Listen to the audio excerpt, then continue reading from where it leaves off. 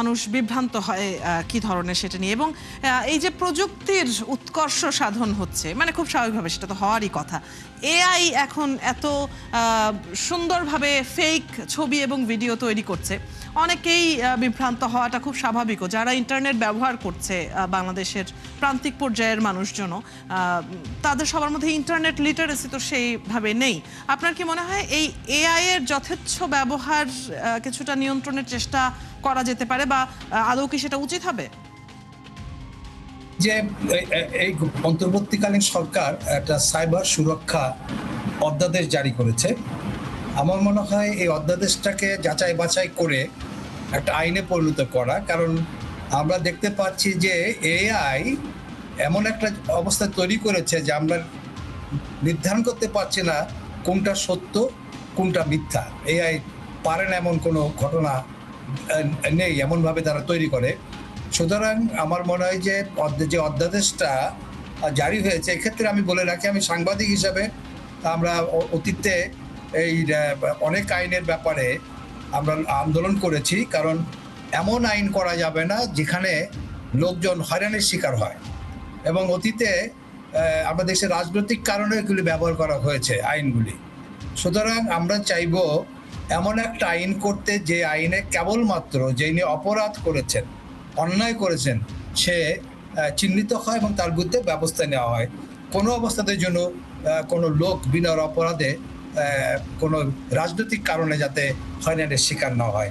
তো যে কথাটা আমি বলছিলাম সেটা হলো যে ওই সাইবার সুরক্ষা অধ্যাদেশ যেটা জারি হয়েছে, যে সাইবার সুরক্ষা অধ্যাদেশ 25, যেটা আমার সেটা মনে হয় যে বর্তমান সরকার এটাকে আরেকটু যাচাই বাছাই ভালোভাবে দেখে শুনে এটাকে আইনে পরিণত করলে হয়তো বা এই ধরনের চেষ্টাগুলি কিছুটা হতে পারে, কিছুটা দমন হতে পারে।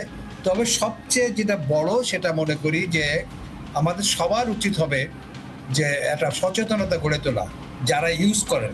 এখন তো যেটা হলো যে স্মার্টফোন ইউজ করেন এরকম লোক অনেক, আমার মনে হয় যে 2 কোটি 2.5 কোটি সেট লোকজন ইউজ করে এটা।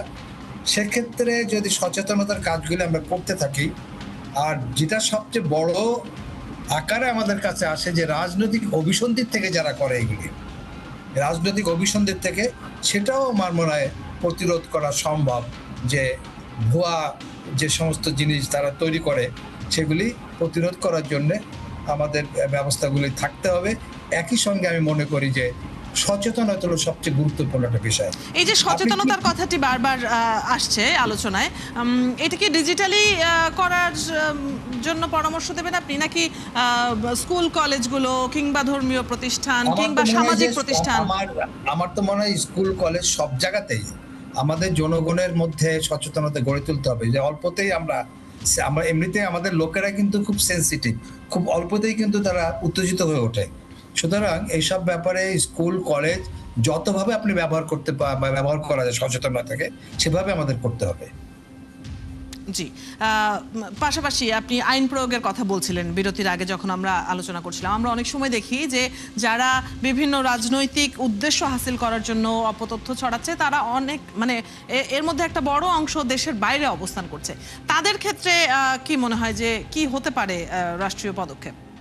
আমি রাষ্ট্রীয় পদক্ষেপ, তাদের বিরুদ্ধে তো অনেকের বিরুদ্ধে যারা বাইরের থেকে এগুলো করছে তাদের বিরুদ্ধে অনেকের মামলা আছে, মামলাগুলি তো ঝুলছে, এমন সব লোকেরা আছে। কারণ বাইরে যেসব লোকেরা আছে রাজনৈতিক কারণে পালিয়ে আছে, প্রত্যেকে দেখেন যে যার যার এলাকায় মামলা মকদ্দমা রয়ে গেছে, সেগুলি তো আছে। কিন্তু বাইরের যেগুলি, এগুলি তো প্রতিরোধ করার মতন সেই প্রযুক্তিগত বিষয়গুলি কতটুকু রাষ্ট্র আমাদের আছে সেটা ঠিক অতটা আমাদের জানা নাই। যে বাইরের থেকে যারা এই প্রপাগান্ডা চালায় সেগুলি প্রতিরোধ করার মতন বা প্রতিহত করার মতন প্রযুক্তিগত সক্ষমতা আদৌ আমাদের আছে কিনা, এই ব্যাপারটা তো রয়ে গেছে।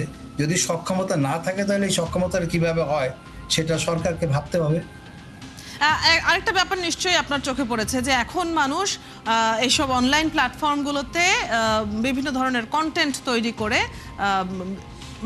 অনেক টাকা উপার্জন করছে, এমনকি জীবিকা হয়ে গেছে তাদের। এই ধরনের উদাহরণ কিন্তু এখন ভুরি ভুরি আছে। তো তো অনেকেই দেখা যায় যে তার হয়তো তেমন কোনো রাজনৈতিক ভাবে অ্যাক্টিভ তিনি নন কিংবা তেমন জ্ঞান রাখেন না, কিন্তু রাজনৈতিক একজন নেতাকে নিয়ে একটা যদি ভিডিও তৈরি করি, একটা যদি ফেক ছবি তৈরি করি, তাহলে ভিউ বেশি হবে, মানুষ আকৃষ্ট বেশি হবে, শেয়ার বেশি হবে, এই ধরনের চিন্তা ভাবনা অনেকের মধ্যেই কাজ করছে। এদের বেলায় কি বলবেন? না, আপনার রাজনীতিবিদদের নিয়ে সারা দুনিয়াতে তো কিছু কিছু ঘটনা ঘটেই। অনেক সময় হাস্যকর কতগুলি ব্যাপার করা হয়। আপনার ডেমোক্রেসিতে সব কিছু কিন্তু আপনি করতে পারবেন না, মানে কি বলে যে কঠোর হস্তে, তাহলে তো একটা আপনার ঠিক একটা চরম একটা কর্তৃত্ববাদী একটা শাসন ব্যবস্থা তৈরি করতে হবে। আপনি সব কিছুর মধ্যে আপনি নজর দিতে পারবেন। আপনাকে যেসব জিনিসগুলি রাষ্ট্রের জন্য ক্ষতি হতে পারে এবং সমাজের ক্ষতি হতে পারে, সেই সব ব্যাপারগুলোর জন্য আপনি সিরিয়াস কোনো পদক্ষেপ নিতে পারেন। জি, অনেক ধন্যবাদ। আপনার বেশ কিছু বিষয়ে মন্তব্যও জানলাম, পরামর্শও জানলাম আপনার কাছ থেকে। অনেক ধন্যবাদ আজ আমাদের সাথে যুক্ত হবার জন্য এবং এই আলোচনায় অংশগ্রহণ করবার জন্য। দর্শক, আমাদের সাথে আজ সিনিয়র সাংবাদিক এলাহি নেওয়াজ খান এতক্ষণ আলোচনায় যুক্ত ছিলেন। আপনারা আছেন ফ্যাক্ট চেক নিয়ে ৭১-এর নিয়মিত আয়োজন ফেক নিউজ স্ক্যানারে। প্রতিদিন আমরা রিউমার দূর করতে হাজির হব ঠিক একই সময়ে, একইভাবে। আপনারাও যুক্ত হতে পারেন। কোনো খবর যদি আপনাকে সংশয়ে ফেলে, সেটির একটি স্ক্রিনশট আমাদেরকে মেইল করতে পারেন fns.71tv@gmail.com অথবা ফেসবুকে যোগাযোগ করুন www.facebook.com/fake-news-scanner। আমরা সেই তথ্যের ফ্যাক্ট চেক করে আপনাদের জানাবো। চটকদার শিরোনাম দেখে ক্লিক করবেন না। বিশ্বাস আর প্রতিক্রিয়া জানানোর আগে ফ্যাক্ট চেক করুন। থাকুন ৭১-এর সাথে।